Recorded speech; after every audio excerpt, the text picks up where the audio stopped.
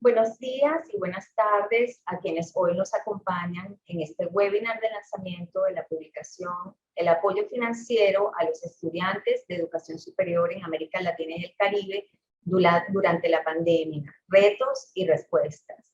Este evento se va a realizar en español y contaremos con 15 minutos al final para preguntas que pueden ir colocando en el espacio de preguntas y respuestas o Q&A en inglés habilitado para este fin. Iniciaremos el programa con palabras de bienvenida por parte de Mercedes Mateo, jefa de la División de Educación del Banco Interamericano de Desarrollo. Doctora Mateo, el micrófono es suyo. Muchas gracias, Sara.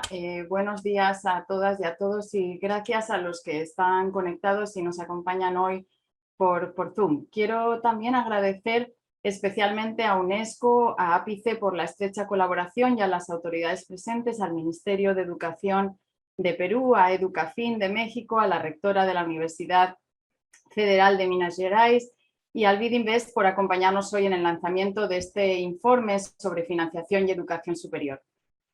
Hoy la región se encuentra en una encrucijada. Más de 44 millones de personas estaban en condiciones de pobreza en el 2020, cifra que representa aproximadamente un tercio de la población de la región.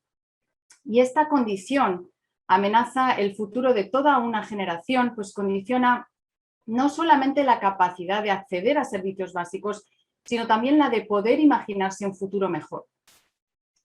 Siendo totalmente realistas, a la luz de las cifras económicas y sociales que tenemos hoy, es posible, si no hacemos nada por revertirlo, que las expectativas de futuro de esta generación de jóvenes en América Latina y el Caribe sean peor que las de sus padres.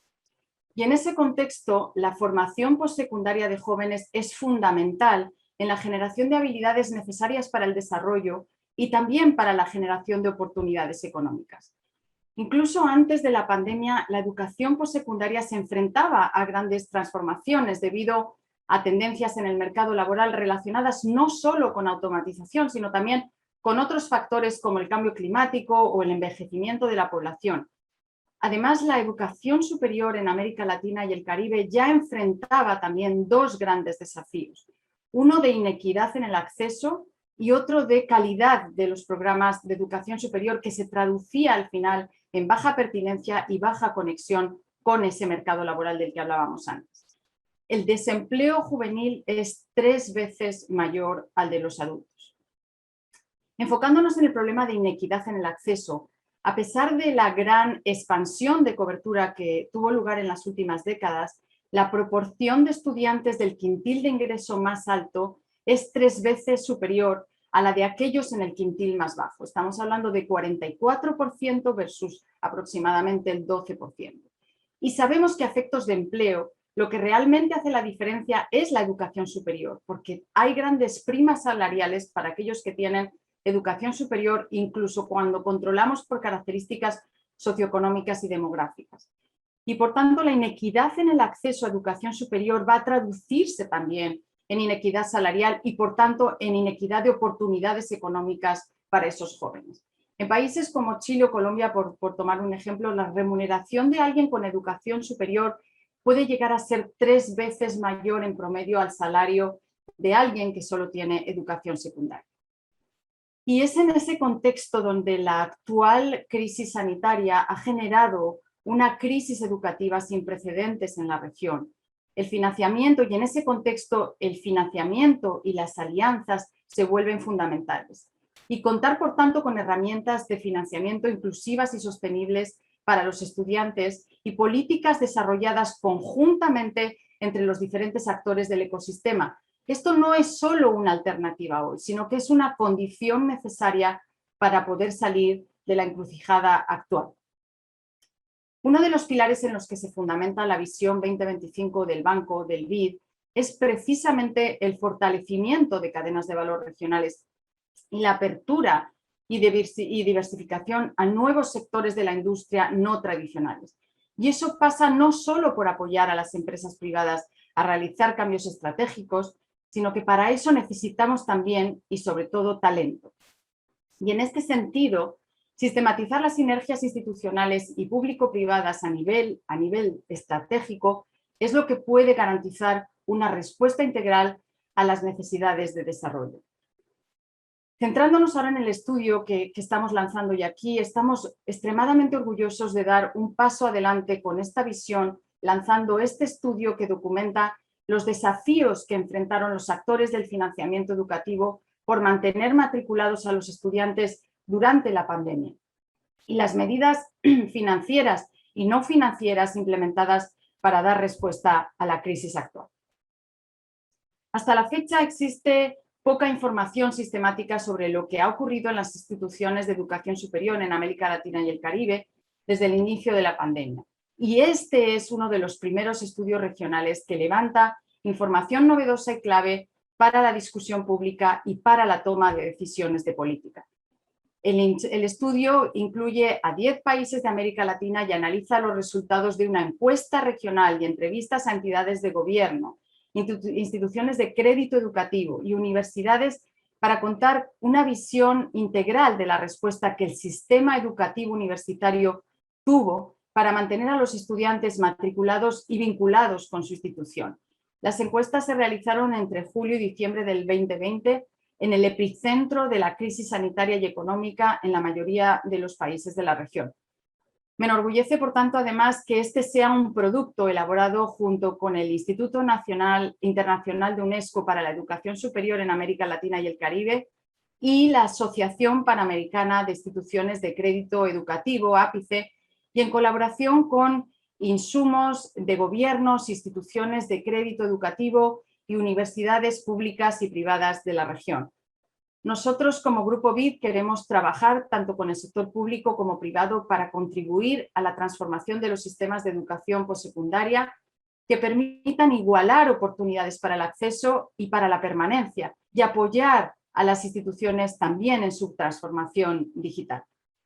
Y justo por lo que decía al principio, porque no es aceptable que las expectativas de futuro de esta generación de jóvenes en la región sean peores a las nuestras, es esencial no perder los avances en equidad logrados en los últimos 20 años. Y justamente por eso es un imperativo democratizar el acceso de la población joven a formación postsecundaria de calidad y relevante para el mercado de trabajo, y en particular para la población más vulnerable y más afectada en el contexto de esta crisis. Y para contribuir a generar esta visión integral, contamos en nuestro panel de discusión con representantes de cada una de estas instituciones de gobierno, universidades, crédito educativo, así como con el BID Invest, representando esa visión de colaboración que desde el sector privado podemos comenzar a construir. Les doy entonces la bienvenida a este webinar y les agradezco desde ya su activa participación. Muchísimas gracias. Muchas gracias, doctora Mercedes Mateo. A continuación, damos la palabra a Francesc Pedró, director del Instituto Internacional de la UNESCO para la Educación Superior en América Latina y el Caribe, IESARC. Doctor Pedró, el micrófono es suyo. Muchísimas gracias. De verdad que es no solo un honor, sino también un placer estar aquí compartiendo este rato con organizaciones como APICE y el BID. Muchos de las personas que probablemente estén siguiendo este webinar se preguntarán qué tenemos que ver, qué tenemos en común estas tres organizaciones. Bueno, yo diría que formamos parte de un mismo ecosistema de escala regional, aunque ciertamente como organizaciones pertenecemos a distintas especies. Lo que es importante, yo creo, antes de entrar a profundizar en algunos de los elementos más cruciales de este estudio, lo que me parece más importante que se va a ver a lo largo de este webinar es cómo representantes de distintas especies dentro de un mismo ecosistema, por decirlo así, han sido capaces de encontrar un común denominador. En nuestro caso, en el caso de este estudio que nos ocupa, ha sido, como muy bien ha destacado Mercedes Mateo, la cuestión de la equidad en la educación superior. Bien, hemos encontrado ese común denominador que nos ha permitido aunar esfuerzos. Y, por cierto, esfuerzos bastante importantes en este sentido, ¿no? Yo creo que esta es la primera buena noticia que viene con la presentación de este estudio. Como organizaciones que, insisto, tenemos un pelaje distinto, unas características bien distintas, unos, como se dice en inglés, stakeholders, ¿verdad?, de distinta naturaleza, somos capaces de arremangarnos y ponernos a trabajar junto a los demás, compartiendo herramientas que son distintas, puntos de vista que son diversos, pero con un mismo horizonte, que es contribuir, y Mercedes lo ha dicho muy bien, contribuir con un esfuerzo compartido a poner encima de la mesa algunas evidencias que puedan contribuir a informar mejor los procesos de toma de decisiones. Yo quiero ser franco con ustedes, este proyecto tiene mucha historia, es decir, puede parecer, cuando lo descarguen y lo lean, bueno, pues que en realidad es un trabajo más de los muchos que todos realizamos, pero tiene detrás una larga historia. En realidad, habíamos empezado a trabajar conjuntamente y de forma compartida antes de la pandemia sobre la necesidad de contar con mejores datos acerca de cuánto cuesta ser estudiante universitario hoy en la región y con qué tipo de mecanismos de financiación, ya sea los estudiantes fundamentalmente o las instituciones, contamos para garantizar que efectivamente ponemos esos mecanismos al servicio de una mayor equidad, no solo en el acceso, sino también en el éxito. Y cuando estábamos justamente terminando de limar las diferencias con respecto a este gran proyecto, llegó la pandemia. Yo creo que esta es una segunda lección muy importante. No dejamos, ninguno de nosotros, ninguna de estas tres organizaciones dejó de lado esta temática, sino que hicimos todo lo posible para recuperarla en el contexto de una crisis que en esos momentos, cuando empezamos a trabajar, no se parecía ni siquiera a lo que está terminando siendo, ¿no? Y yo creo que esto es muy importante también y habla muy positivamente de nuestra flexibilidad, de nuestra capacidad de adaptación y, sobre todo, de nuestra vocación compartida entre las tres organizaciones de servicio a esta región, en particular a los actores principales de la educación superior. Algunas personas que han visto los anuncios de este webinar me han dicho, en fin, de una manera muy coloquial, oye, vais a presentar un estudio sobre financiación, ¿no? Y yo he respondido, en realidad no, en realidad es un estudio sobre la equidad y de qué manera los mecanismos de financiación de las instituciones y de los estudiantes en un contexto que ya era difícil, como muy bien ha descrito Mercedes, antes de la pandemia, puede ahora ponerse más que nunca al servicio de que ningún estudiante se quede atrás, si me permiten que parafrasee un poco lo que es el lema de los objetivos del desarrollo sostenible. Yo creo que esta mirada instrumental a los mecanismos de financiación, recordando cuál es el objetivo final que todos compartimos, es realmente un tercer aspecto que vale la pena destacar. Y finalmente, me gustaría decir también que, bueno, hablamos de la región como si fuera un todo homogéneo y ustedes saben perfectamente, tal vez incluso mucho mejor que yo, que en esta región tenemos multitud de contextos y de perspectivas que esperamos haber sido capaces de reflejar correctamente en un estudio que cuenta no solo con una perspectiva multiactor, gobiernos, instituciones de crédito, sino también prestando mucha atención a las diferencias contextuales. Quizá, si me permiten que termine con una pregunta que espero retomar al término de esta sesión, me queda la duda de saber si llegados aquí realmente los gobiernos, las instituciones universitarias y las instituciones de crédito podrían haber hecho más y mejor. Yo, francamente, por los datos que tenemos, yo diría que no, incluso diría más. Creo que como a nosotros nos ha pasado, se van a sorprender de ver los muchos esfuerzos que se han llevado a cabo. Entonces, déjenme que reconsidere la pregunta. ¿Se podría hacer más y mejor en aras de una mayor equidad en el futuro post-pandemia? En fin, recuperaré este hilo cuando cerremos este webinar. Me van a permitir que agradezca a todos los participantes, a todos los panelistas que se han ofrecido a participar y, por supuesto, a todos los equipos, en particular de Ápice y de BID, de los que debo decir que nuestro propio equipo del Instituto ha aprendido mucho, sobre todo a trabajar en equipo desde una perspectiva efectivamente muy, muy centrada en nuestra diversidad. Muchísimas gracias y ya sin más, le cedo la palabra directamente a Elena Arias del Vivo. Muchas gracias. Muchas gracias, Mercedes y Francés, por esas palabras de apertura, y muchísimas gracias a todos los que nos acompañan hoy en el lanzamiento de este informe. Yo tengo el honor de comenzar la presentación y después Gregory Elacqua, mi colega, va a tomar la segunda parte. En representación, como mencionaba Francés, pues de un equipo, la verdad, bastante grande que aparecen en pantalla, y es importante porque no todos van a tener la oportunidad de hablar hoy, pero todos fueron obviamente pues parte indispensable de la elaboración de este estudio. Quisiera agradecer, antes de comenzar, en particular a Ángela López, economista, investigadora en el banco, que la verdad jugó un papel esencial desde el diseño, análisis y publicación del informe.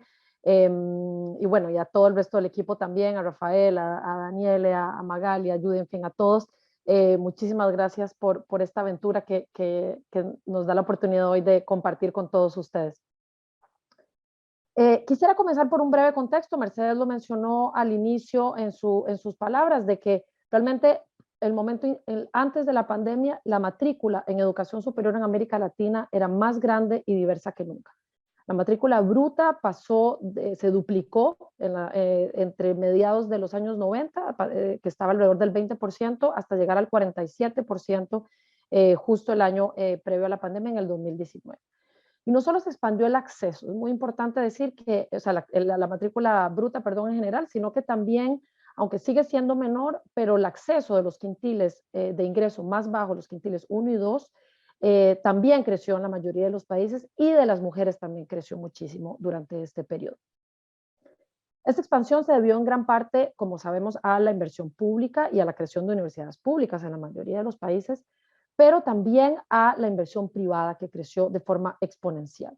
Para darles algunas cifras, desde el principio de la década de los años 2000 se han abierto 2.300 nuevas instituciones de educación superior y se han creado 30.000 nuevos programas, lo cual, para darles una idea, representa la mitad del total de programas que existen actualmente, y estos se crearon solo en los últimos 20 años.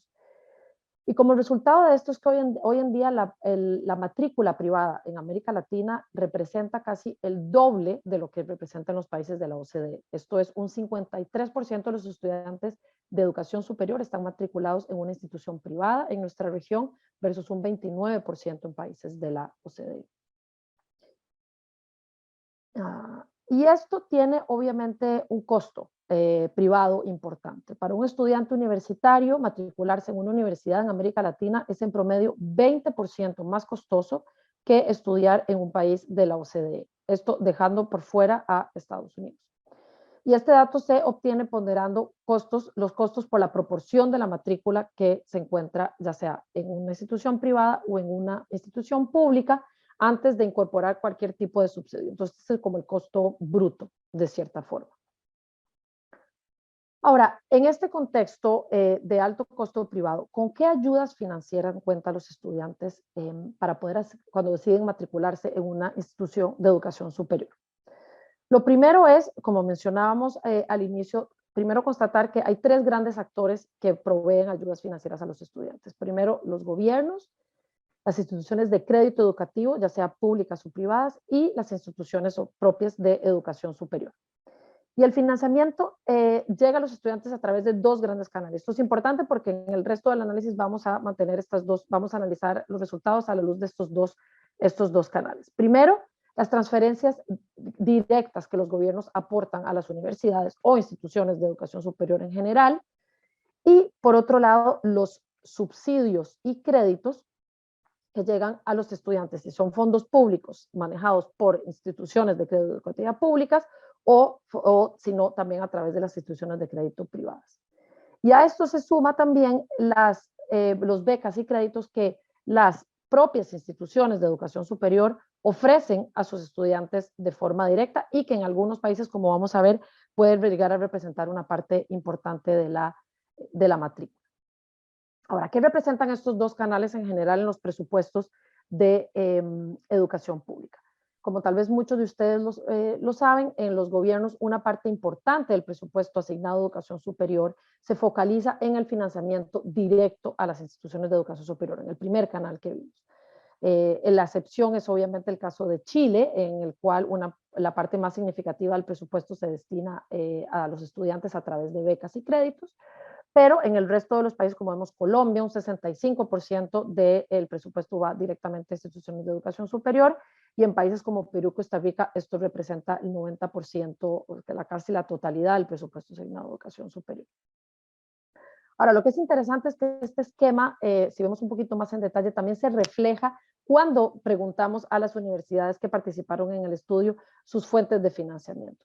Lo que vemos están aquí, las vemos catalogadas por entidades privadas y entidades públicas, y vemos que, por un lado, las universidades públicas presentan una alta dependencia financiera a los recursos provenientes de las transferencias del gobierno, que está marcado en turquesa en la parte baja aquí del gráfico que pueden ver. Mientras que en el privado tienen una alta dependencia a lo que son los aranceles o las matrículas que pagan los estudiantes, y que representa el promedio el 84% de sus fuentes de financiamiento, y que están aquí en naranja. Y como vamos a ver más adelante, el hecho de haber contado con fuentes de financiamiento poco diversificadas representó un gran desafío para estas instituciones a la hora de sufrir un choque económico externo como el cual estamos viviendo ahora. Ahora, con lo que concierne los subsidios a los estudiantes, este gráfico lo que muestra es la parte que estos, como representan una parte pequeña en los presupuestos de educación superior, y por lo tanto se refleja también en el hecho de que cubren una pequeña proporción de la matrícula universitaria de la región. Como vemos aquí en el gráfico, solo en Costa Rica, las becas, por ejemplo, cubren un 30% de los estudiantes universitarios. En Chile, las becas de créditos también benefician a cerca de un tercio de la población universitaria, pero de ahí en el resto de los países esta proporción baja y se sitúa alrededor del 10% o menos.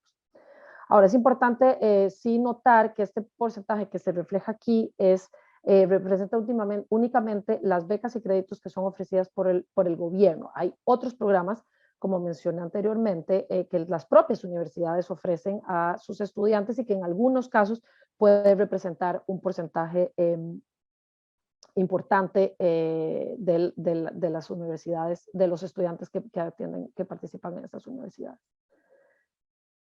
Ahora, en este contexto ocurrió de esos esquemas de financiamiento existentes, ocurrió el COVID, y como sabemos, esto implicó cierre de instituciones educativas, pase en modalidades virtuales, pero sobre todo una crisis económica sin precedentes en las últimas décadas, y dificultades financieras para millones de estudiantes que, como decía Mercedes, veían comprometido su futuro. Y para esto quería nada más para salir un poco de los datos y humanizar un poquito lo que pasó, retratar el ejemplo de Lina. Esto fue reportado por el New York Times en el corazón de la crisis en septiembre del 2020, que una madre soltera que perdió su trabajo, tuvo que abandonar sus estudios.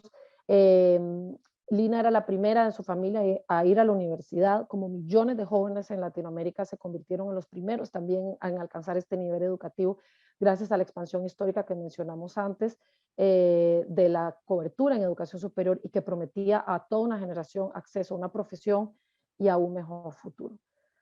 Ahora, lo triste de cierta forma es que, partiendo de este caso muy real de Lina, vemos que ella representa una parte significativa de lo que era la población universitaria justo cuando llegó la crisis. Los estudiantes universitarios en Latinoamérica para el 2019 eran en su mayoría mujeres. El 41%, la misma situación, debe trabajar mientras estudia, y el 40% proviene del 60% o sea, casi la mitad viene del 60% de ingresos más bajos en la población, que, como sabemos, ha sido la más afectada en términos de empleo y por lo tanto en términos de ingresos. Y de nuevo, las mujeres también, una crisis de desempleo que ha golpeado de forma desproporcionada a las mujeres. Y esa situación ya se hace evidente en los primeros datos que hemos calculado gracias a las encuestas de hogares que se llevaron a cabo en el 2020, y nos muestran que en la mayoría de los países de la región la tasa neta de asistencia en educación superior, marcada en naranja aquí, es inferior a los años anteriores en la mayoría de los países que pudimos tener datos. Entonces, en este escenario, en medio de esta crisis, realmente, como mencionó Francés, nos preguntamos qué políticas y medidas han logrado adoptar los países para ofrecer apoyo financiero a los universitarios de la región en este contexto. Y para esto, el describir el estudio y las principales recomendaciones, quiero pasarle la palabra a mi colega Gregory. Adelante, Gregory. Muchas gracias, Elena. Bueno, gracias a todos por estar aquí. ¿Puedes pasar la lámina? Bueno, como decía Elena, nosotros para entender y aprender sobre las políticas públicas y las medidas adoptadas por los gobiernos y también por las instituciones educativas y de crédito educativo, realizamos una encuesta regional y entrevistas a los actores de 10 países de la región. Y las siguientes tres preguntas motivaron la encuesta, el estudio. Primero, ¿qué políticas y medidas han adoptado los países para ofrecer apoyo financiero a los universitarios de la región en el marco de la pandemia? Segundo, ¿cómo difieren estas ayudas en función de la configuración de los esquemas nacionales de financiamiento de educación superior? Tercero, ¿cómo se complementaron las ayudas provenientes del gobierno, las instituciones de educación superior y las instituciones de créditos educativos para responder a las necesidades financieras de los alumnos? Entonces, para ellos, nosotros encuestamos 7 entidades del gobierno, coordinadores del sistema de educación superior, 20 universidades, 11 públicas y 9 privadas, y 9 entidades de crédito educativo, 5 públicas y 4 privadas. Puedes pasar. Entonces, bueno, ¿cuáles eran las medidas de apoyo? ¿Cuáles fueron las medidas de apoyo desde gobiernos para ayudar a las instituciones de educación superior? Primero, analizamos las medidas adoptadas durante el periodo de confinamiento y vimos que, por ejemplo, en Colombia, Perú y la República Dominicana hubo transferencias monetarias excepcionales. En Brasil, realizaron compra de materiales, equipos y conectividad para las instituciones de educación superior. En Chile hubo una reorientación de recursos a fondos concursables y finalmente en Colombia y Perú hubo una orientación a las instituciones de educación superior para el manejo de la emergencia. Y bueno, en Colombia, la República Dominicana, estas medidas eran para todas las instituciones.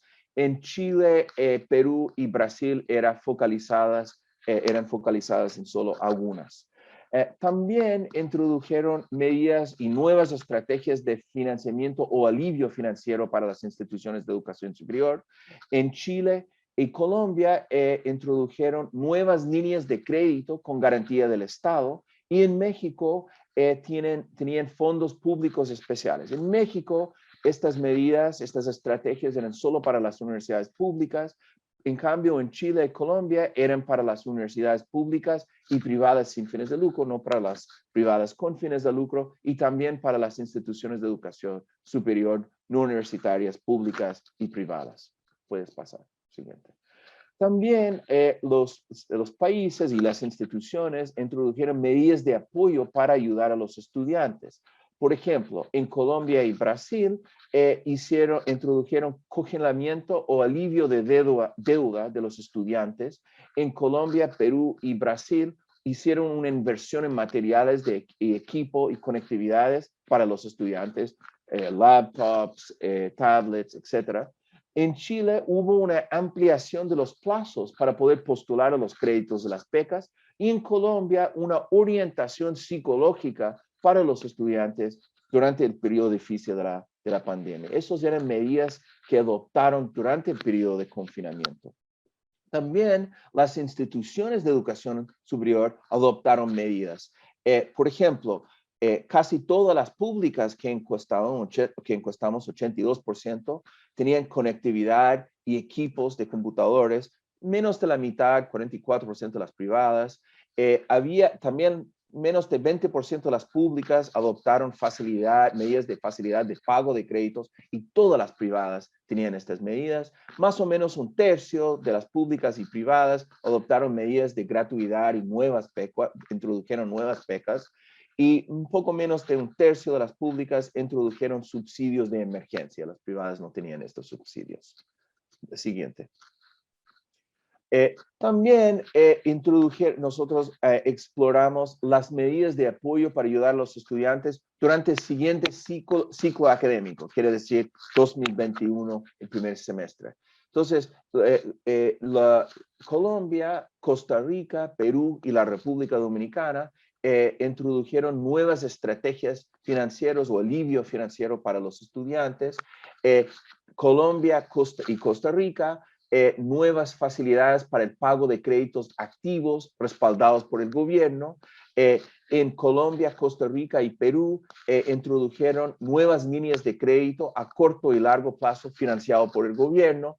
En Perú introdujeron nuevos programas de becas focalizadas hacia los alumnos más vulnerables por el gobierno. Y finalmente en Colombia, Costa Rica y la República Dominicana introdujeron subsidios monetarios directos a los estudiantes para apoyarles con el pago de los aranceles y la matrícula.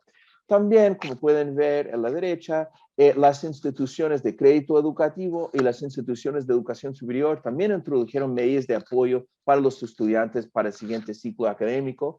En las instituciones de educación superior, como ven, todas las privadas y casi todas las privadas ofrecieron nuevas facilidades de pago, nuevas líneas de crédito internos. Menos de la mitad de las públicas ofrecieron estas medidas. Casi todas las privadas también ofrecieron descuentos de matrícula, que era muy importante para los estudiantes durante la crisis, sobre todo la crisis económica, y más o menos 2/3 de las públicas también ofrecían descuentos. 25% de las privadas tenían nuevas líneas de crédito de instituciones privadas y nuevas líneas de crédito de gobierno, no tenían esta opción las públicas. Y finalmente, más de la mitad de las públicas ofrecían subsidios monetarios entregados directamente a los estudiantes. En las instituciones de crédito educativo, la mitad de las instituciones privadas tenían nuevas líneas de crédito de corto y largo plazo de instituciones privadas. Más o menos 20% de las públicas ofrecían esta opción. 60% de las públicas tenían nuevas líneas de crédito a corto y largo plazo financiado por el gobierno. Y finalmente, casi todos, 100% de las privadas, 80% de las públicas, ofrecían nuevas facilidades de pago de los créditos activos, que fue una medida muy importante para retener a los estudiantes en el sistema. Siguiente. Bueno, finalmente voy a terminar con algunos retos y recomendaciones que nosotros como equipo de las distintas instituciones formulamos. Primero, miramos cómo aumentar la flexibilidad del financiamiento. Entonces, aquí voy a mencionar la área de mejora, el actor que focalizamos, la recomendación y algunos ejemplos. Entonces, primero, miramos los mecanismos de financiamiento para apoyar todo tipo de institución de educación superior. Eso enfocado en los gobiernos. Recomendamos subsidios a las instituciones de educación superior con ajustes innovadores que viabilicen su acceso a todo tipo de institución. Un ejemplo de esto son los fondos concursables en Chile. También recomendamos promover líneas de crédito de fomento para las instituciones de crédito educativo y también las instituciones de educación superior. Aquí hay dos ejemplos, la línea de crédito del Ministerio de FINDETER en Colombia. También en otra área, en un ejemplo, otra área de mejora era la diversificación de fuentes de ingreso de las instituciones de educación superior. Aquí las recomendaciones son enfocadas en las instituciones de educación superior. Primero, recomendamos promover los modelos de consultorías y fundraising, por ejemplo, donaciones para levantar más recursos para las instituciones independiente del gobierno y los aranceles. Entonces, algunos ejemplos acá, la Universidad Iberoamericana, la Universidad Antioquia y Nacional de Colombia, que esto representa casi un cuarto de sus ingresos. Otra recomendación era utilizar la experiencia adquirida por la pandemia para ampliar la oferta educativa mediante la innovación y la transformación digital. Entonces, el ejemplo muy conocido son los cursos MOOC de la TEC de Monterrey y también de la Universidad de los Andes en Colombia. Siguiente, Elena. Luego miramos cuáles eran los posibles nuevos instrumentos financieros atractivos y sostenibles. Y aquí miramos el diseño e implementación de instrumentos financieros para los estudiantes, enfocando en todos los actores, tanto las instituciones como los gobiernos. Recomendamos la implementación de modelos de becas con responsabilidad compartida. Pueden ser más sostenibles, incentivar el acceso y la permanencia y la relevancia de los programas. Dos ejemplos interesantes son las becas Quiero Estudiar de la Universidad de los Andes y también las becas solidarias del gobierno de Uruguay. También para las instituciones recomendamos la adoptación de estrategias de respaldo a los créditos de estudiantes con modelos solidarios, como los fondos de garantía. Esos pueden ser una alternativa favorable para quienes no cuentan con codeudores o avalistas. Y dos ejemplos de eso son el Fondo de Avales de CONAPE y el Subfondo COVID-19 de ICETEX. Y finalmente, para todos los actores, los gobiernos y las instituciones, recomendamos utilizar y considerar los préstamos con diseños innovadores de repago o responsabilidad compartida. Esos pueden ser atractivos, causar menos presión financiera para el futuro a los estudiantes e incentivar la calidad educativa. Algunos ejemplos, por ejemplo, de repago, los mecanismos de repago contingente al ingreso. Dos ejemplos interesantes son Chile y también Australia, y corresponsabilidad de la provincia de Alberta, Canadá. Siguiente. Bueno, para terminar, nosotros, los sistemas, en conclusión, los sistemas presentan baja flexibilidad e instrumentos de financiamiento poco atractivos de los estudiantes. La primera conclusión que nosotros podemos extraer del análisis. Segundo, para aumentar la flexibilidad son necesarias políticas públicas que promuevan el diseño de mecanismos de financiamiento público para apoyar a todo tipo de institución de educación superior y la diversificación de fuentes de ingreso de las instituciones. Y para incentivar el acceso y permanencia son necesarios el diseño y implementación de instrumentos financieros para los estudiantes y que sean atractivos y sostenibles. Y finalmente, para esto existen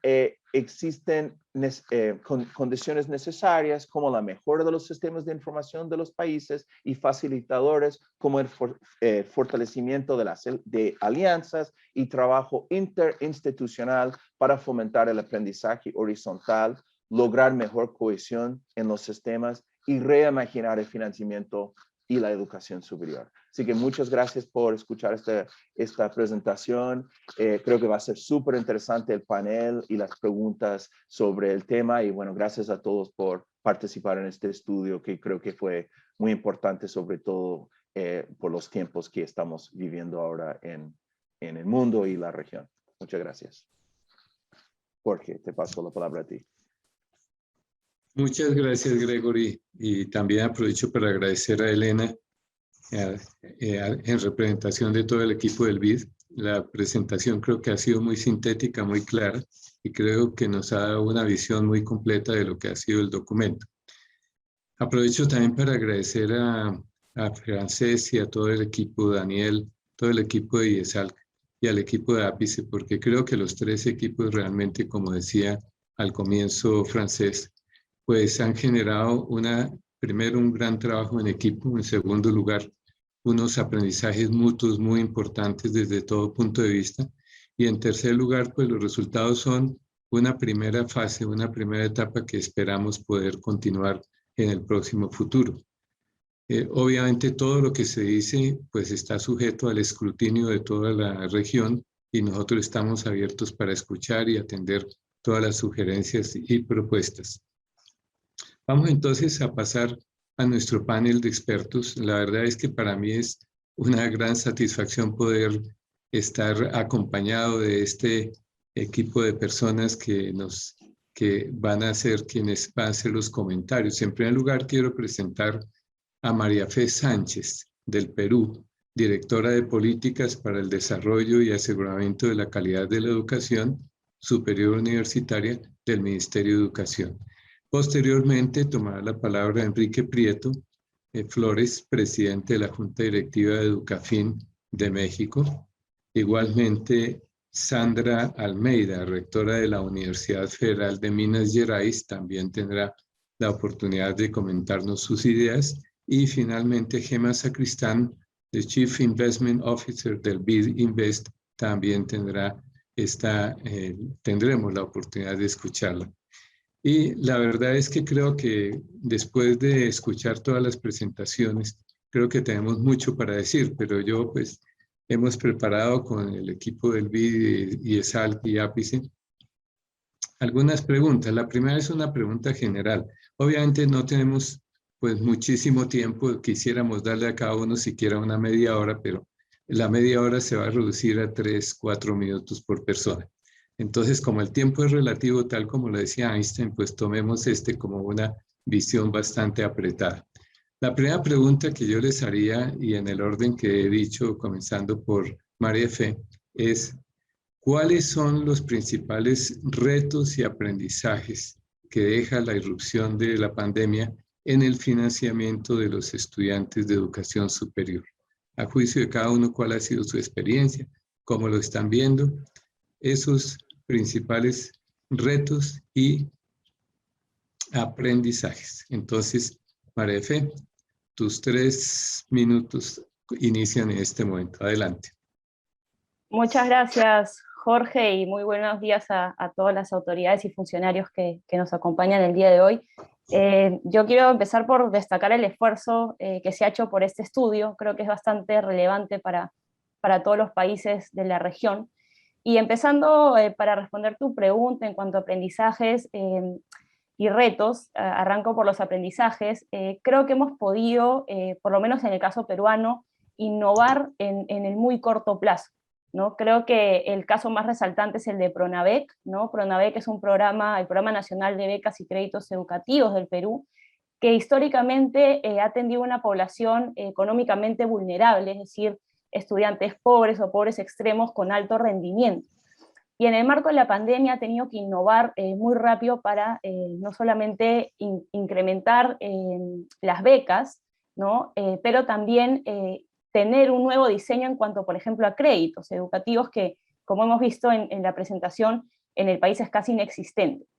Entonces, el hecho de poder crear nuevas líneas de financiamiento, como es el caso de créditos educativos, es bastante relevante. No es un aprendizaje que creo que nos deja la oportunidad de poder repensar estos modelos de financiamiento en el corto y largo plazo, ¿no? Por otro lado, creo que, como también lo comentaban, el ajuste en ciertos criterios, ¿no? Para poder atender una población que, si bien no es pobre o no es pobre extrema, sino que definitivamente se ha visto afectada por un contexto de pandemia, es bastante relevante, ¿no? El ajuste de los criterios, la documentación requerida, entre otros, creo que es algo que hay que destacar también como aprendizaje. Por otro lado, creo que en cuanto al aprendizaje, creo que hemos entendido que la educación en la modalidad virtual es posible, ¿no? El paso y contar con una modalidad virtual es algo que nos deja la pandemia y que tenemos que seguir fortaleciendo en los próximos años. Y algo muy importante, sobre todo en el caso peruano, es la importancia de seguir fortaleciendo nuestros sistemas de información para la toma de decisiones basadas en evidencia. Este es un punto que con esto también paso a la parte de los retos que nos queda para los próximos años, ¿no? Se vienen años muy duros, con secuelas muy importantes en los próximos años, que definitivamente vamos a tener que atender, ¿no? Y estos sistemas de información nos van a permitir conocer mejor las necesidades de los estudiantes, porque unas cosas funcionan y otras no, como es el caso de los créditos educativos en el Perú. Y otra cosa para resaltar en cuanto a retos es el acceso a la educación superior en el Perú, que es altamente inequitativa. Nos cuesta muchísimo acceder a una educación superior. Actualmente solamente 3 de cada 10 estudiantes que se gradúan de la educación básica acceden a la educación superior, pero también esos 3 que acceden tienen que pasar por academias, por centros de preparación universitarios o institutos que son costosos. Entonces el costo oportunidad desanima a muchos estudiantes y es por eso también que en el marco de la nueva política nacional de educación superior que hemos aprobado recientemente, tenemos que repensar y mejorar los sistemas de acceso y conocer de cerca qué está fallando para poder diseñar políticas públicas adecuadas a las necesidades de nuestros estudiantes. María, muchísimas gracias. Enrique, cuéntanos tu perspectiva alrededor de esta misma pregunta, por favor. Retos y aprendizajes. Adelante. Muchas gracias, Jorge. Buenos días a todos. Pues venía a mi mente primero un aprendizaje interesante que como organismo público enfocado en otorgar becas y financiamientos a los chicos, una lección interesante fue que al principio de la pandemia nos dimos cuenta que Educafin era visto como el organismo del Ministerio del Exterior de este organismo estatal de México, ¿no? Porque los chicos y los padres querían respuestas inmediatas, ¿no? Saber cómo íbamos a enfrentar esto con los chicos que teníamos en el extranjero, ¿no? Entonces esto nos obligó a sacar un programa pues de apoyo con boletos de avión y bueno, pues hacer toda una labor logística muy compleja e interesante para pues regresar a México a más de 200 chicos o estarles apoyando con manutención para aquellos que estaban en el extranjero y no podían o era imposible regresar en ese momento, ¿no? Por otra parte, la adecuación de los programas pues se derivó de esta comunicación más estrecha con la gente que apoyamos y pues esto nos llevó a dar pues este tipo de apoyos que tienen que ver con periodos más amplios de gracia, ¿no? Donde los chicos pues no tenían que hacer pagos a su crédito educativo. Esto lo ampliamos por un periodo de 9 meses, con donación de intereses por 9 meses también. Y bueno, también nos llevó a innovar, ¿no? Porque en un contexto de desaceleración económica, pues había que encontrar nuevas maneras de seguir financiando a los jóvenes. Y esto nos llevó a emprender con más ahínco una labor de convencimiento de las universidades e instituciones de educación superior a que vieran al crédito educativo como un plan de pagos diferidos, ¿no? Y que para esto nuestra institución podía apoyarles en la administración de esos programas y pues esto implicaba el no tener que erogar recursos para fondear esos créditos, ¿no? Esto es, creo que es una innovación interesante que nos deja lecciones hacia el futuro, ¿no? También pues esa comunicación con los jóvenes nos llevó a adaptar nuestro programa de apoyos a través de tabletas, ¿no? Que dábamos a las familias, a cambiarlas por laptops. En este periodo, pues cambiamos las laptops, las tabletas por laptops y apoyamos a más de 100,000 jóvenes con una laptop porque pues había que facilitar el acceso al internet. Nos dimos cuenta que hay muchas familias que estaban teniendo clases virtuales con un solo dispositivo que muchas veces era un celular, ¿no? Pero también una lección interesante, pues de cara hacia el futuro, fue que la pandemia tomó Educafin precisamente en un momento de fusión con el organismo estatal de la juventud y que de hecho ahora nos llamamos Juventudes Guanajuato y que además de ser el organismo que da becas y créditos educativos y todo tipo de apoyos ligados con la educación, pues ahora, pues digamos como resultado de este proceso de fusión, pues teníamos que apoyar también a la juventud, ¿no? Entonces esto tuvo que ampliar nuestros horizontes, pero nos llevó a hacerlo de manera inteligente, en el sentido de que muchas veces la orientación o el encaminar a los chicos a algún apoyo que no necesariamente teníamos nosotros era valioso. Entonces el hacer un inventario de todo lo que había disponible en todos los municipios de Guanajuato y en todas las dependencias estatales, federales y municipales del estado, que seguimos en esta labor, pues nos ayuda a tener este inventario y ponerlo a disponibilidad de los chicos para saber a qué cosas pueden acudir, pues para aliviar o mejorar su situación, ¿no? Estos son algunos ejemplos, Jorge. Gracias, Enrique. Bueno, quiero invitar entonces ahora a la perspectiva de Brasil desde la mirada de Sandra Almeida, la rectora de la Universidad de Minas Gerais. Adelante, por favor, Sandra. Muchas gracias, Jorge. Un saludo a todas las autoridades presentes, a Pedro, a Mercedes Mateu y todos los que participaron de este importante evento y de trabajo. É importante dizer que o contexto é muito complexo, tanto em nossos países quanto em la região. há uma diversidade de situações que aflige as pessoas de diferentes de países. Teníamos avançado muito, mas agora com a pandemia, a situação se mostra bastante preocupante para a educação superior, como estamos dizendo aqui. Eu creio que, em termos diretos, podemos dizer que uma coisa que é muito importante é o contexto não só da crise sanitária, mas também da crise econômica que estamos vivendo há alguns anos, e que, nesse sentido, há uma diminuição dos recursos públicos para apoio para a educação superior. Isso eu creio que não é só a situação do Brasil, mas de outros países de nossa região também. Temos observado que os estudantes estão quitando a universidade em busca de emprego, que muitas vezes não terminam seus estudos, e isso é dramático a longo prazo para todos nós. Isso é trágico para as universidades, tanto públicas quanto também privadas, e com consequências muito sérias para a educação superior e para nossos países. Eu creio que este é um reto que temos que considerar e que pensar bastante como vamos encontrar soluções para essa questão. Os retos nos levam a algumas aprendizagens que são relevantes também. Primeiro, eu me gostaria de dizer que há necessidade de políticas de Estado que puedan pensar como encontrar soluções para tudo que se passa com nossos estudantes e com as universidades, tanto públicas quanto privadas. E eu creio que temos que começar agora a ser políticas que são fortes para poder dar conta de todos os riscos que teremos daqui para frente. É importante também, como ha dito no documento, que a flexibilidade é muito importante.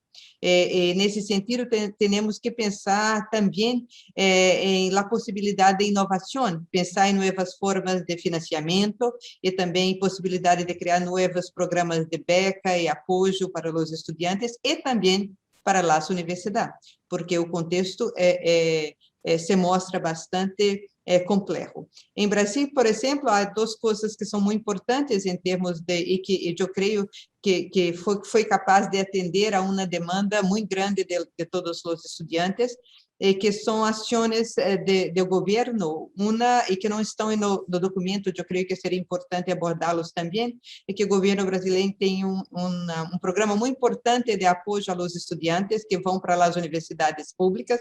Eu sou de uma universidade pública, eu conosco mais essa situação, mas o programa que se chama PENAIS é um programa muito importante que foi construído justamente para apoiar os estudantes mais necessitados, que hoje são 60% de nossos estudantes das universidades públicas do Brasil. Então, esse PENAIS teve um rol muito importante durante a pandemia, porque pudemos continuar apoiando os estudantes, mas está diminuindo o apoio de PENAIS por causa da crise econômica e a redução do financiamento das universidades. Então, é algo que nos preocupa muito para o futuro de nossas universidades. E uma coisa que foi muito boa, também veio do Ministério da Educação, foi um programa de conectividade por meio de uma instituição pública também, que trabalha com acesso à educação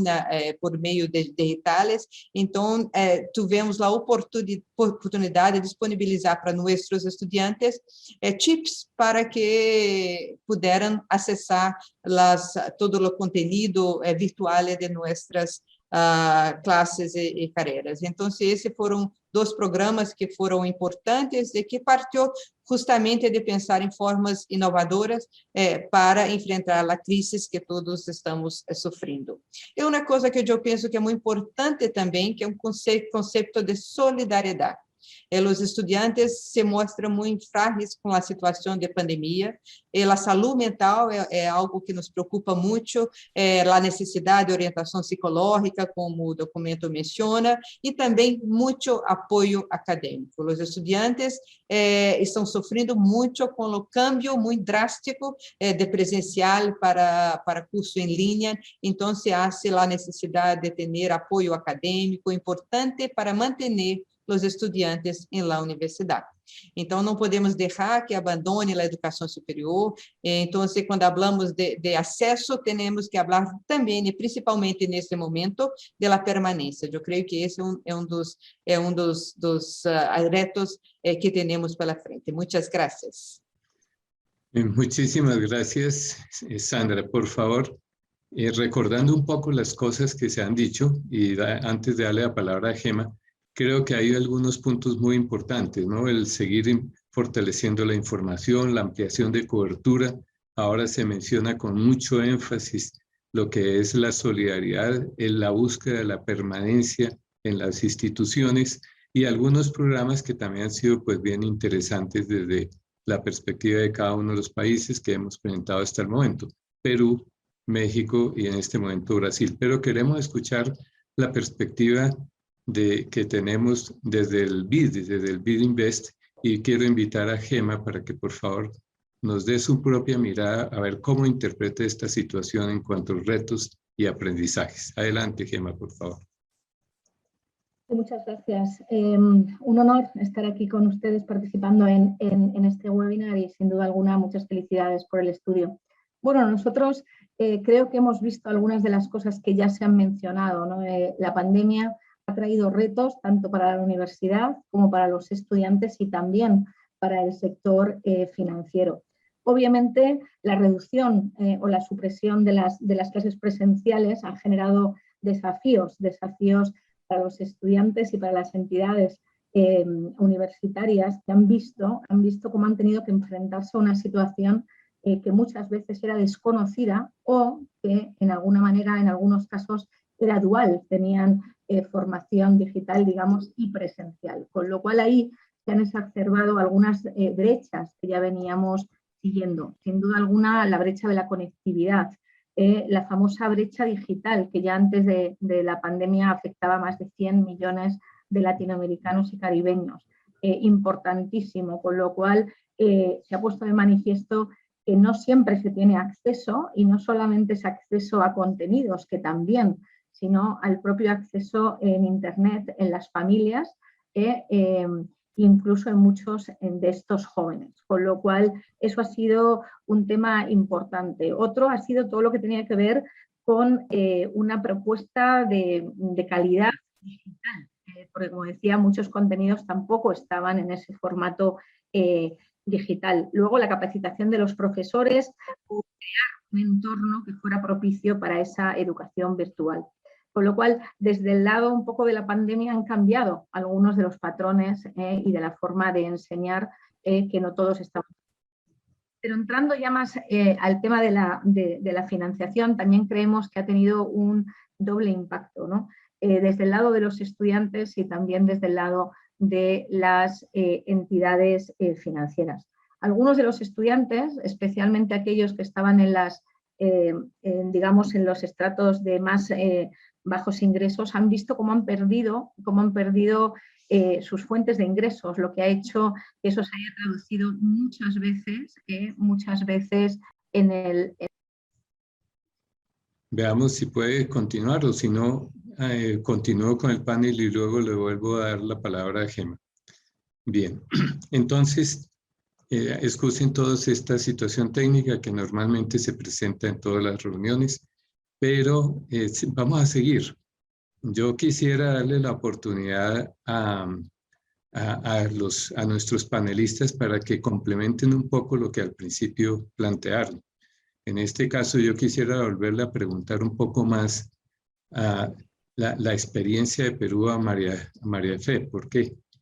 Porque tenemos allí que sí hay una serie de factores, una serie de aprendizajes, las innovaciones en Pronavec, por ejemplo, y la de la educación virtual, seguir fortaleciendo los temas de información como un gran reto, la ampliación de cobertura, también el problema de los costos. Pero yo quisiera preguntarte, ¿cómo estamos viendo el futuro de aquí en adelante? ¿Cuál ha sido ese efecto observado en la matrícula? Porque aquí se ha tocado, en los otros casos, el problema de la deserción. Entonces, esto tiene muchos factores, ¿no? La deserción. Pero quisiera conocer un poco, para todos los participantes, ¿cómo ves tú la situación actual y lo que se prevé de aquí en adelante allí en el Perú. Adelante, tienes otros 2, 3 minuticos. Adelante, por favor. Gracias, Jorge. Bueno, creo que para poder contextualizar un poco, en marzo del 2020, cuando, digamos, llega la pandemia al país, nosotros desde el Ministerio de Educación enfrentamos 2 temas muy complejos, o pusimos énfasis en 2 temas que sabíamos que iban a ser muy, muy duros. El primero era el riesgo de paralización del sistema de educación superior, ¿no? Que muchas universidades, sobre todo el caso de universidades que habían pasado por un proceso de licenciamiento, habían reducido su oferta de educación virtual y no tenían las condiciones para poder hacer ese paso rápido a una educación virtual. Y la otra era, o fue la alta deserción que se venía proyectando, la interrupción de estudios de nuestros estudiantes. Entonces, en respuesta a esas 2 problemáticas, la respuesta del Ministerio puedo sintetizar de repente en 5 ejes, ¿no? El primero era darle flexibilidad a la normativa vigente, ¿no? Para poder que las universidades o los institutos puedan brindar las clases de manera virtual, y también apoyarlos con orientaciones pedagógicas y de planificación académica, que definitivamente es un reto que todas las instituciones enfrentaron. Como un segundo punto es el financiamiento desde el Estado hacia las instituciones públicas como privadas, ¿no? Hacia las universidades públicas, por ejemplo, se invirtieron más de 500 millones en temas de brecha digital, infraestructura tecnológica, y por el otro lado de las universidades privadas, muchas se acogieron al programa Reactiva Perú, con más de 260 millones, digamos, pedidos en líneas de crédito, ¿no? Entonces, ese como segundo eje fue un financiamiento directo, y ya después entramos a un tercer eje, que era la conectividad, como ha mencionado la rectora, que era muy importante porque es una herramienta de trabajo número 1 para los docentes. Nosotros financiamos al 100% de docentes con chips de internet en universidades públicas, y a más de 130.000 estudiantes económicamente vulnerables, ¿no? Para justamente poder amortiguar o mitigar los efectos de una posible deserción, o como nosotros lo llamamos, interrupción de estudios. Después ya pasamos a otro eje de fortalecimiento de capacidades institucionales, en el cual universidades e instituciones del extranjero pudieron apoyar a nuestras universidades públicas en el paso a la educación remota de emergencia. Y un último eje que yo consideraría muy relevante, como lo he comentado, que es el financiamiento de becas y créditos, que se podría considerar como una intervención por el lado de la demanda, ¿no? Nuevas líneas de nuevas becas y créditos que prácticamente era inexistente, y no teníamos como historia haber otorgado tantos créditos en tan poco tiempo. Respecto a la matrícula, para solamente comentarles y sintetizar un poco la idea, se esperaba una interrupción alta proyectada de 35% por algunas asociaciones de universidades privadas, y hemos logrado justamente amortiguar esta interrupción gracias a las medidas implementadas y al gran esfuerzo por el lado también de las universidades, tanto públicas y como privadas, para apoyar a sus estudiantes, ¿no? Tuvimos un crecimiento, sí, de 5 puntos porcentuales, ¿no? Llegamos a una interrupción de 18%, que es bastante alta, ¿no? Pero respecto al histórico que veníamos reportando de 12%, se incrementó 5 puntos. Ya para el 2022, el último semestre, hemos logrado reducir esta interrupción a 3%, ¿no? O sea, de los 18 a 3 puntos porcentuales, ¿no? Ahorita estamos alrededor de 16-15%, y definitivamente los rezagos van a quedar por lo menos en un par de años, así que no es que esto termina, sino más bien el Ministerio está revisando, ¿no? Nuevamente el apoyo a los estudiantes y a las universidades para poder apoyarlos en lo que va a ser la recuperación de acá a probablemente 2 o 3 años en adelante. Así que ese es, digamos, el esfuerzo que se ha venido haciendo, y poder contar con información en este momento es sumamente relevante para poder rediseñar nuestras políticas para el apoyo en el acceso y también en la permanencia, que es lo que nos importa mucho desde el lado del Ministerio de Educación. Gracias, María Fede. Veo que coincides en gran parte con todo lo que se ha dicho y lo que en particular decía Sandra sobre su preocupación cuando los estudiantes veía como rectora lo que ha pasado en Brasil. Entonces me parece que hay mucha coincidencia allí. Enrique, para ti tengo una pregunta especial, y es, miremos desde la perspectiva de las instituciones de crédito educativo, tú que tienes experiencia personal e institucional en todo esto. ¿Cuál sería una recomendación, o cuáles podrían ser las recomendaciones que tú podrías dar tanto a las instituciones de crédito educativo, a los gobiernos y a las universidades para fortalecer el financiamiento de los estudiantes. Este ha sido una preocupación de todos y en una época tan crítica como lo es esta de la pandemia, pues todos buscamos recursos. ¿Qué podríamos hacer? ¿Qué recomiendas tú, sabiendo que efectivamente pues nadie tiene la última palabra, pero quizás construyendo entre todos logremos encontrar soluciones comunes y también individuales? ¿Cómo lo ves tú en México y cómo lo verías en América Latina? Adelante, Enrique. Y en 2 minutos. Sí, Jorge, gracias por la pregunta. Pues trataría de sintetizar diciendo que tenemos que innovar involucrando a las universidades. No hay dinero que alcance, ¿no? Y siempre hemos planteado, ¿no?, que si el problema es de millones, la solución tiene que ser de millones.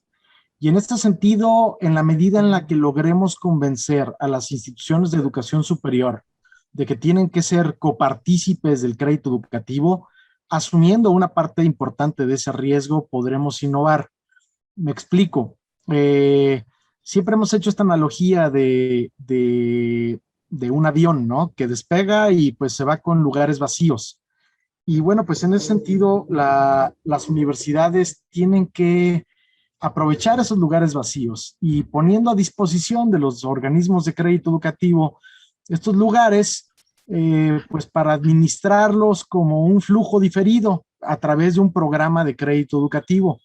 Y pues si bien es un problema temporal de flujo o de caja para las universidades, eventualmente se cerrará esa brecha.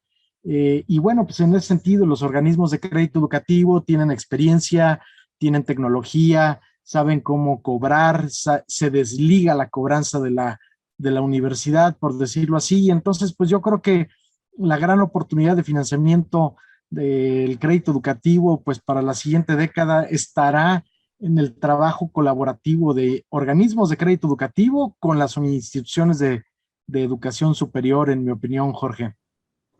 Gracias, Enrique. Bueno, pues creo que son elementos bien importantes y nos deja pensando esta iniciativa tuya de integrar más la acción de las universidades y esa capacidad que tienen que no ha sido aprovechada suficientemente. Veamos entonces una nueva oportunidad para que Sandra, desde su perspectiva como rectora, también nos comente un poco. Pues ya nos había dicho que se han tomado algunas medidas durante la pandemia y se ha provisto de algunos materiales, inclusive hablabas de unos chips, y bueno, en general se han adoptado pues ciertas, digamos, metodologías que pueden ayudar a superar esta situación. Hacia el futuro, ¿tú qué estás viendo? ¿Qué nuevas medidas se podrían plantear? ¿Qué sugerirías también tú al gobierno? ¿Qué sugerirías a tus universidades aliadas? ¿Qué sugerirías a todas las fuerzas, a todos los protagonistas de esta situación? Adelante. Gracias, Jorge. Una cosa que nosotros sabemos es que la pandemia se quedará con nosotros por mucho tiempo. Esto es cierto. Entonces, será imprescindible mantener varias medidas que tomamos en la pandemia ano pasado. Yo no creo que un solo modelo híbrido de semipresencialidad sea la norma ahora. Una reflexión relevante que tiene que ver con que llamamos hoy de Zoom fatigue, que los estudiantes están cansados de hacer las clases todas en línea. Entonces, que hay una necesidad muy grande de la presencialidad. Então, estudiantes, incluso os professores também, querem outro tipo de ensinança. Eu creio que a presencialidade vai incorporar muitas das atividades em linha que desarrollamos durante a pandemia, pero temos que ser novamente inovadores e pensar em novas estratégias de ensinança e aprendizagem também. Não podemos continuar ensinando de maneira como estávamos. Nós podemos incorporar muitas coisas, pero eu creio que a presencialidade se mostrou muito importante para nossos estudantes, as questões de vulnerabilidade, de saúde mental, como eu he dicho, para manter a inclusão inclusão e a permanência, o contato físico com os estudantes em um contexto da universidade é muito importante também.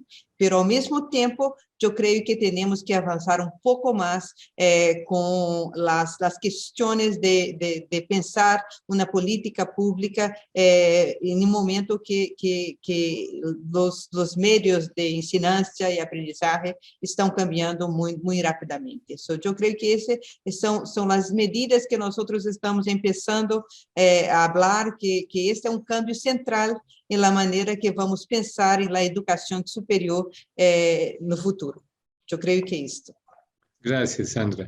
Bien, en este momento tenemos la oportunidad de contactar nuevamente y escuchar a Gema, quien estaba comentando un poco, iniciando el tema de la financiación, y yo quiero añadir algo más, y es cómo puede el sector privado integrarse en esta conversación. Tu perspectiva pues es muy importante. Entonces, te doy la palabra para que complementes lo anterior y además continúes con este tema. Gracias, Jorge, y disculpas. La verdad que me ha sacado del sistema y bueno, ya estoy de vuelta, así que disculpas de nuevo. Bueno, estaba hablando un poco, he empezado hablando del reto para los estudiantes y las universidades y luego he pasado a hablar del reto del sector financiero.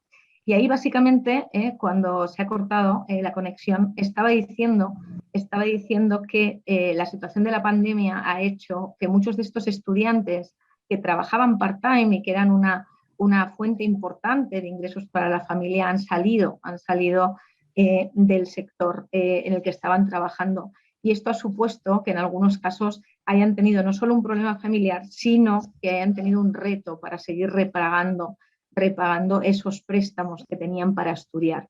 Eso se ha traducido en algunos casos al propio sector financiero, que ha visto incrementar la mora del crédito estudiantil.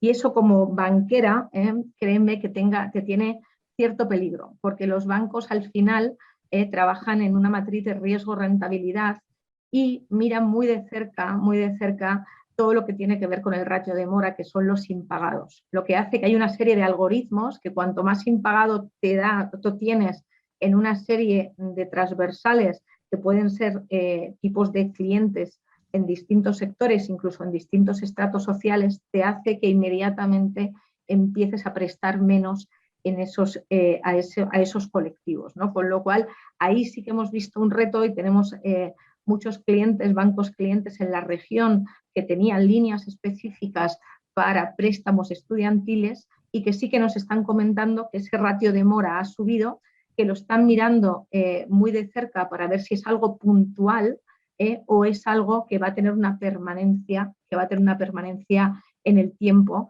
Y como digo, de momento ha pasado todavía poco tiempo, los bancos evalúan todos sus estados financieros y también sus ratios de mora con cierto tiempo de retraso y bueno, tomarán acciones. Pero tiene, en teoría, o sea, tiene cierto peligro que esto vuelva a pasar.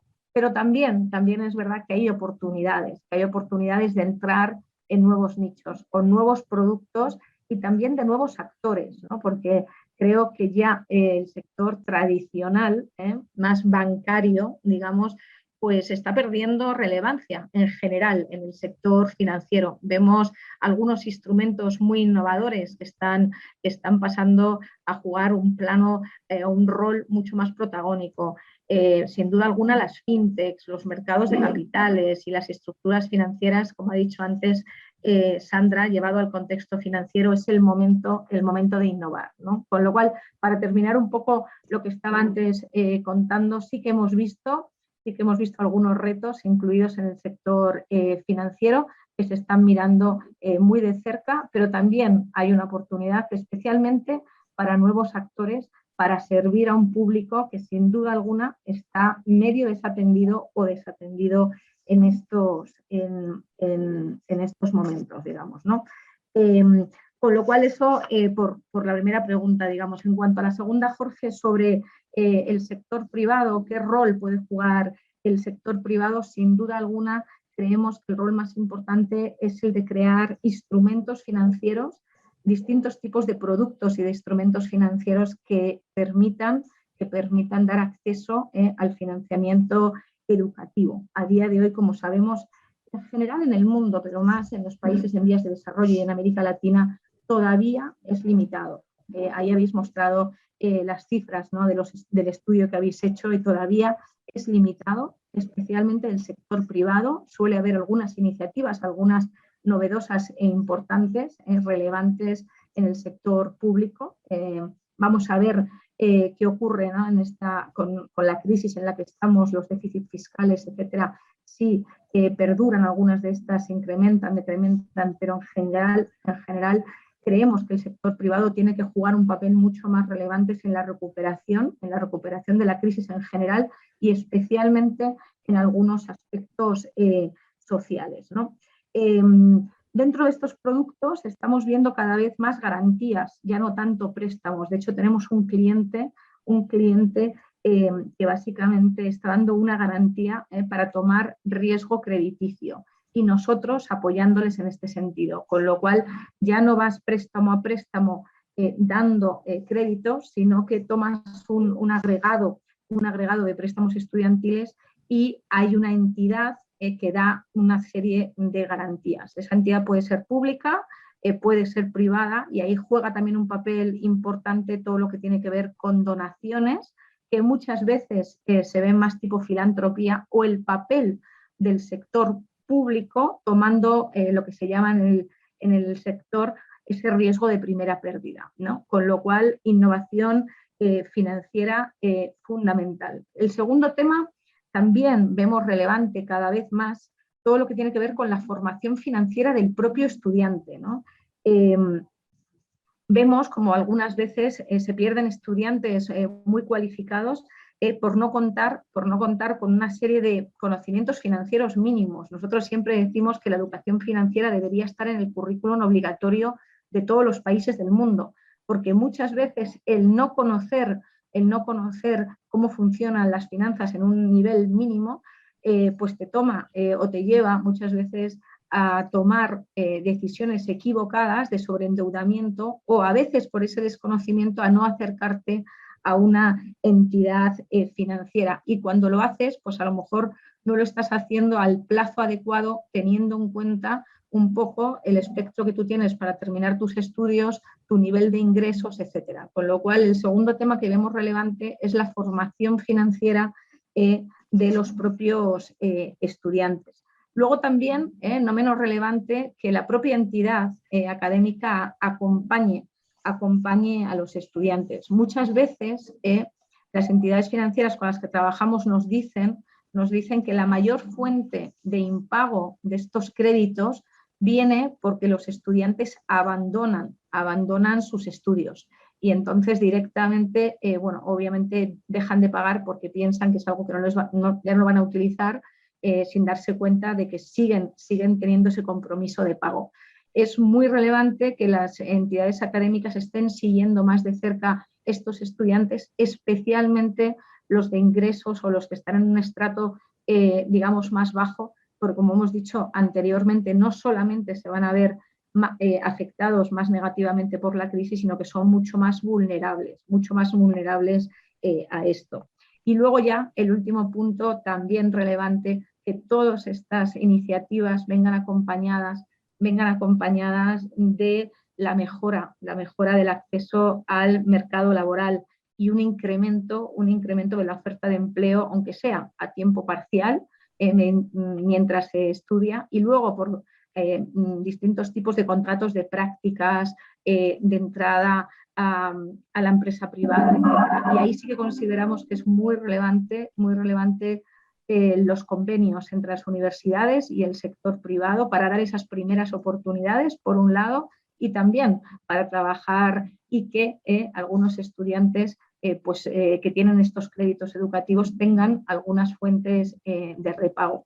Ni qué decir, las habilidades del siglo XXI son muy distintas a las del siglo XX, y también el papel que juega el sector privado, no solamente para dinamizar el empleo, pero también para trabajar de la mano del sector público y del sector educativo en buscar esos perfiles y esas capacidades que se van a necesitar. Así que, como desde nuestro punto de vista, es una variedad de cosas que ni el sector público solamente las va a lograr ni el privado, y va a ser desde nuestro punto de vista un acuerdo tripartito, el sector público, el sector privado y sin duda alguna la academia.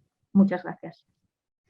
Gemma, todo lo que has dicho interesantísimo, y quiero decirte que has tocado puntos centrales muy relevantes.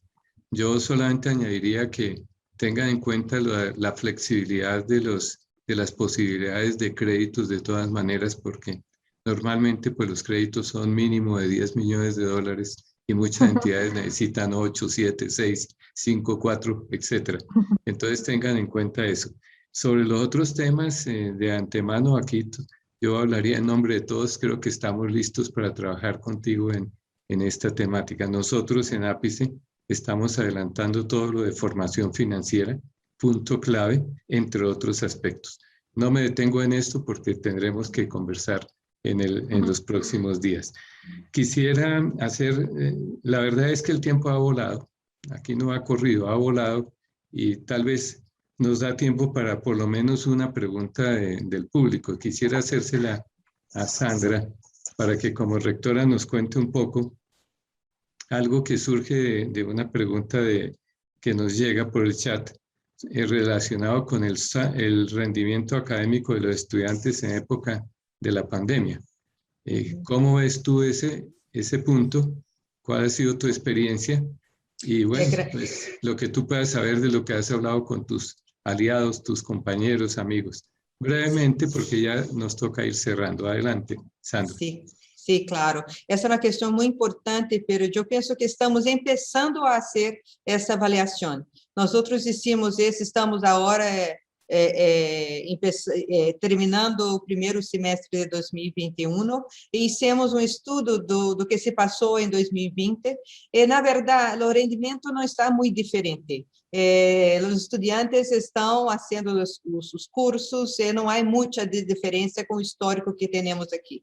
A diferença é que o que eu he dito, os estudantes estão quitando os cursos, não estão parando de fazer os cursos porque têm outros problemas, têm que cuidar de seus filhos, que são casados, têm que cuidar de seus padres e madres, têm que trabalhar, a situação da crise econômica é muito séria e está afetando os estudantes. O que percebemos não foi uma diferença em o rendimento dos estudantes, foi uma ausência de participação maior. Pero é uma situação muito diferente, se demonstrou, se falamos do primeiro semestre de 2020 ou segundo semestre de 2021. Os estudantes foram mais impactados no primeiro semestre de 2020. Eu creio que fomos todos pegos de surpresa, nós não sabíamos o que fazer, e o mesmo se passou com os estudantes. Pero o segundo semestre estão mais acomodados, estão mais compreendendo mais como as coisas se passam, então os estudantes não quitaram tantos os cursos como fizeram o primeiro semestre. E agora, o primeiro semestre de 2021, o que estamos observando é que os estudantes estão muito cansados. Já não suportam mais ter classes toda em linha. Querem a presencialidade, eu creio que não suportam mais. Estão todos muito cansados. Eu creio que nós outros estamos cansados também. Pero me gostaria de falar um pouco mais de uma questão que é importante, uma questão que falamos aqui, é que duas coisas são muito que temos que considerar agora: inovação daqui para frente e cooperação. Sem cooperação e sem inovação, não creio que podemos cambiar a situação que é ainda muito dramática para nós outros. Eu creio que temos que trabalhar juntos, governos, instituições de crédito educativo, universidades, estudantes também, para que possamos cambiar a situação que se coloca hoje para nós outros. Muitas graças, Jorge, um prazer estar aqui hoje. Muchas gracias, Sandra. Yo creo que las dos palabras que tú has utilizado como para resumir son un factor común a lo largo de todas las intervenciones. La necesidad de innovar, creo que a todos nos ha tocado personal, institucionalmente, en todas las instituciones, en todos los países, todos los gobiernos. Pero por otro lado, la necesidad de trabajar juntos. Creo que si hay un momento en el cual hemos tenido un gran aprendizaje, es este momento. O trabajamos todos juntos o no salimos adelante. Yo quiero agradecerle a todos. Me encantaría poderles dar no solamente 1 minuto, 2 minutos, sino media hora cada uno, pero el tiempo ha volado y la verdad es que creo que tenemos que dar una conclusión en este momento. Muchas gracias para todas. María Fe, para ti, Enrique, para Sandra, para Gema. Quedan invitadas para los próximos paneles. Y en este momento, pues yo quiero cederle la palabra a Francés para que nos haga el cierre de esta excelente reunión. Los vamos a invitar también para que consulten el documento y nos hagan todas nuestras sugerencias, planteamientos, propuestas, iniciativas y demás. Bienvenidos todos y adelante, por favor, Francés. Muchas gracias. Muchas gracias, Jorge. Realmente me da la sensación de que el tiempo ha volado. Creo que todos estamos habituados estos días, algunos de nosotros nos da la sensación que solo hacemos eso, estar en webinars y estar colgados de distintas pantallas, pero debo decir que la experiencia que he vivido hoy ha sido, si no única, probablemente poco repetida, ¿no? Me ha sabido realmente a poco. Es difícil cerrar este webinar con lecciones que sean comunes. Yo quizá no voy a ir tan lejos, pero sí me gustaría compartir algunas impresiones que espero que sean compartidas por ustedes. La primera es que realmente a través de las distintas presentaciones de este panel, pero también en la presentación que han hecho nuestros colegas Elena y Gregory, creo que ha quedado muy claro cuál es el nivel de capacidad y compromiso, incluso en circunstancias difíciles, con la que distintos niveles de gobierno, instituciones de crédito y también universidades públicas y privadas se han enfrentado a la pandemia. Yo realmente, creo que lo dije en la presentación, no me esperaba encontrar semejante riqueza que en algunos casos, en particular del lado de las universidades, que es lógicamente el que más conozco, en el caso de algunas universidades da la sensación de que han hecho lo indecible, lo impensable para conseguir estar al lado de los estudiantes. Y esto tiene tanto que ver con las universidades públicas como también con las privadas, algunas de ellas que han visto realmente, digamos, peligrar su propia subsistencia.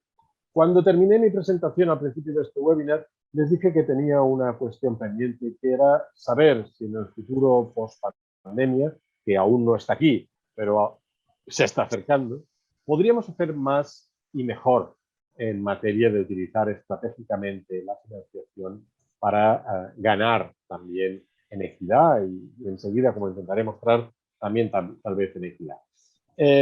No sé qué impresión tienen ustedes. Yo creo que lo que hemos visto en este estudio y en el panel demuestra que, como dije anteriormente, los esfuerzos realizados han sido muy notables. Yo diría que casi inesperados y en una dimensión que supera cualquier expectativa. Pero la pregunta es, ¿qué sucederá en el contexto post-pandemia cuando lleguen los nuevos ejercicios fiscales y empiecen las discusiones acerca de cuál es el porcentaje del gasto público, por ejemplo, que tiene que ir a parar a las universidades? Se nos recordará, tal vez, que se han hecho grandes esfuerzos hoy, pero que no habrá recursos para mañana. Ustedes probablemente recuerdan esa frase tan manida, ¿no? Un pan para hoy, hambre para mañana. Yo creo, si me permiten que siga con este símil, yo creo que lo que hemos hecho con este estudio ha sido ayudar a que el apetito se abra y ayudar a recordar que hay muchísima gente que está hambrienta. Ya no me refiero a los estudiantes vulnerables o incluso a las instituciones vulnerables, que también las hay, y no hemos hablado de ellas demasiado esta tarde, sino más bien el apetito para continuar profundizando en este esfuerzo. Yo creo que hay como tres declinaciones distintas de este apetito que compartimos probablemente todos los que estamos de este lado del web. En primer lugar, un apetito de datos. Yo creo que esta cuestión de la financiación y en particular los mecanismos de ayuda financiera a los estudiantes, como he podido ver por algunas preguntas que se han ido formulando a través del chat, requiere de un ejercicio que se traduzca en una mayor transparencia. Probablemente ni siquiera los gobiernos nacionales están en condiciones de ofrecer una imagen certera de cuál es el paisaje de los mecanismos de ayuda financiera directa a los estudiantes. Y creo que en esto nuestra región tiene muchísimo que mejorar. Por tanto, apetito de datos, o si lo prefieren, apetito de transparencia de datos. En segundo lugar, apetito también de evidencias, que es, yo diría, un nivel de complejidad todavía mayor. Por algunas de las intervenciones que hemos oído a lo largo de este webinar, da la sensación efectivamente que podemos hacer un uso estratégico de los mecanismos de financiación para mejorar ciertamente la productividad y la eficiencia de las instituciones de educación superior o de los programas, si lo prefieren. Es una medida de calidad interna, pero que me parece tremendamente importante. En realidad, lo que es interesante de esta reflexión acerca de cómo podemos utilizar la financiación para mejorar la productividad, hay algo que tiene que ver mucho con el cambio de perspectiva. Y en este sentido, pasar de centrar la atención exclusivamente en el acceso para centrarla también en cómo, a través de los mecanismos de financiación, podemos incentivar más el éxito académico, el éxito profesional, el éxito de los estudiantes, pero también de los programas y de las instituciones. Por consiguiente, yo diría que hay apetito de evidencias y hay muchísimo apetito en nuestra región. Ya lo había antes, Mercedes lo ha dicho muy bien al principio, mucho antes de la pandemia, nuestra región en el ámbito de la educación superior ya arrastraba grave déficit tanto de calidad como de equidad. Y yo creo que en particular en estos dos ámbitos necesitamos, como se ha dicho reiteradamente por varios participantes en el panel además, necesitamos compartir esta voluntad de innovación, porque yo creo que justamente en un contexto de crisis como el que estamos viviendo, nunca estaremos en mejores circunstancias de pensar de una forma innovadora acerca no solo de cuáles deben ser los mecanismos y los canales de ayuda financiera a los estudiantes en el futuro, sino pensar también de qué formas podemos apoyar a los estudiantes. Por ejemplo, se ha hecho referencia a la educación financiera, que a nosotros en la UNESCO nos da la sensación que debería formar parte de las competencias transversales que debe obtener cualquier graduado universitario, o incluso diría más, cualquier graduado de educación secundaria, y no está allí. Por tanto, yo creo que en esta voluntad de innovación nos quedan muchos deberes, muchas tareas para las tres organizaciones que hemos propiciado este estudio que hoy hemos presentado con tanta alegría, ¿no? Nos queda realmente el compromiso de continuar acompañando a gobiernos en sus distintas escalas, a instituciones de crédito públicas y privadas y, por supuesto, a las instituciones en la búsqueda incesante de esta innovación tan necesaria para garantizar efectivamente que colocamos la financiación al servicio, en primer lugar, de la equidad y de la otra cara de la moneda, que no es ni más ni menos que la calidad. Gracias, por tanto, a todos los panelistas, a mis colegas Elena, Gregory, por supuesto, Jorge, que realmente debo decir que me ha parecido un excelente moderador, a todos los panelistas, a las personas que están ahí en nuestros equipos, que no ven ustedes en las pantallas, pero que han sido cruciales, críticas para conseguir llegar aquí donde estamos. Y nada, reiterar nuestro compromiso institucional para, digamos, seguir avanzando. Muchísimas gracias a todos ustedes, muchísimas gracias a las personas que nos han estado siguiendo a lo largo de esta sesión. Y si me lo permiten, en un tono más personal, muchísimas gracias a todos los colegas de quienes tanto hemos aprendido, yo el primero, y con quienes tanto queremos aprender. O sea que tómenselo como una amenaza. Nos volveremos a ver porque seguiremos trabajando conjuntamente sobre esta cuestión. Muchísimas gracias. Gracias. Gracias, Francesc. Gracias para todos. Gracias a todos. Gracias. Seguimos adelante.